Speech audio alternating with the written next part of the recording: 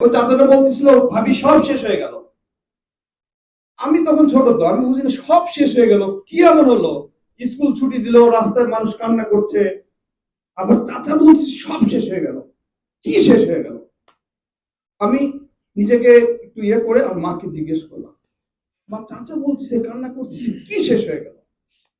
তখন মা পুরো খুলে বলল যে আমাদের দেশে প্রেসিডেন্ট, প্রেসিডেন্ট তো তখন অত কিছু বুঝতাম না, প্রেসিডেন্ট মানে দেশ পরিচালনা করে, সব বুঝিয়ে দিল। তখন আমার বুকের মধ্যে ছোট্ট একটি মানে স্থান পেয়ে গেল, জিয়াউর রহমান কি, কে, কেন তার জন্য মানুষ কান্না করে।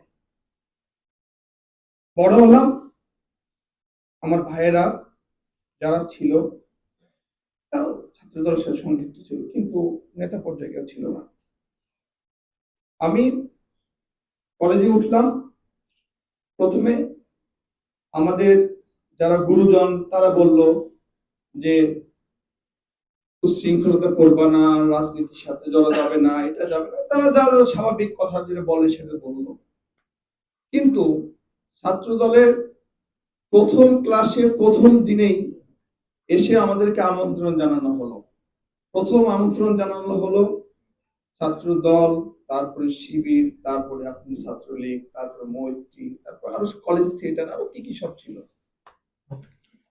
অবশ্যই বুঝে গেলাম যে এখানে দল না করে আমাদের আসলে কলেজ করা যাবে না, কারণ এখানে দলাদলি যে কোনো একটা তো আপনাকে শেল্টার নিতেই হবে।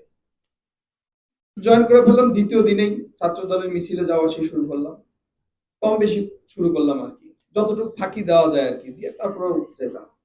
এর মধ্যে হঠাৎ করেই আমাদের প্রিয় নেতা বর্তমান প্রধানমন্ত্রী জনাব তারেক রহমানের একটি আগমন ঘটলো ওই কলেজে। সেদিন সকালবেলায় আবার ছাত্রলীগের সাথে ছাত্র দলের একটা মানে একটা গন্ডগোল হয়ে যায়। হয়ে যাওয়ার পরে আমাদের নেতা গোছের যারা ছিল এদের অর্ধেক অংশ আপনারা জানেন তো সুবিধাবাদী এবং মানে ত্যাগী সব সময় ভিতরে বিরাজ করে সব জায়গাতেই, ঠিক আছে।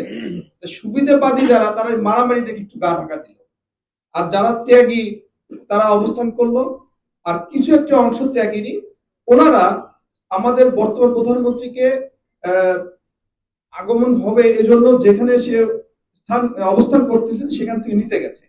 এর মধ্যে কিন্তু মারামারিটা হয়ে গেছে। এখন ওনারা তো প্রধান অতিথির সাথে আসতেছে কলেজে, ঠিক আছে, আমরা তো প্রচুর ত্যাগী, কিন্তু আমাদের মধ্যে লিড দেওয়ার তেমন কেউ ছিল না। তারেক রহমানের আগমন শুভেচ্ছা স্বাগতম, শুভেচ্ছা স্বাগতম, তারেক রহমান আগমন যে স্লোগানটা দেবে, আমি তখন অনুধাবন করলাম যে এটার কথা হতে পারে আমরা এত মানুষ এখানে অবস্থান করতেছি, তাকে স্বাগত জানানোর জন্য একটা স্লোগান দেওয়ার লোক নাই, আমি না নিজের ভিতর থেকে নিয়ে আসলাম। তখন জনাব তারেক রহমান আমাকে ডাকলেন। এই যে তার সাথে আমার সংযোগ হলো আজ থেকে 35-36 বছর হয়ে গেছে, 93 সালে হিসেব করে অদ্যাবধি পর্যন্ত আছি, জানি না কতটুকু আস্থা অর্জন করতে পেরেছি।